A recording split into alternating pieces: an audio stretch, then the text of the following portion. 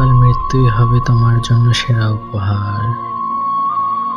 যদি কখনো শোনো আমি আর নেই, তবে কি মন খারাপ হবে তোমার?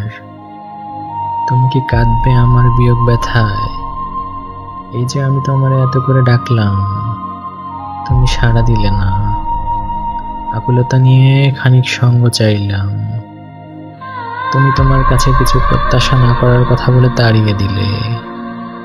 হুট করে যদি শোনো আমি আর নেই, তুমি শেষ দেখা দেখতে আসবে তো? এই রোগা শুকনো অভিমান মাখা মলিন মুখখানা দেখে সেদিনও কি মায়া লাগবে না তোমার?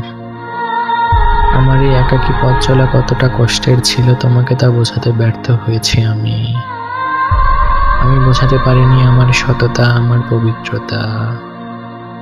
শেষ বিদায় হয়ে গেলে আর কোনো অভিযোগ থাকবে না, থাকবে না অভিমান কিংবা একা খোলা আকাশের নিচে বসে বিরামহীনভাবে আকাশের দিকে মন খারাপ করে অপলক দৃষ্টিতে তাকিয়ে থাকা। থাকবে শুধু স্বার্থহীনভাবে আপন ভেবে যাওয়া কিংবা আপন হওয়ার ব্যাকুলতায় চিরনিদ্রায় ঘুমন্ত ক্লান্ত দুখানা চোখ।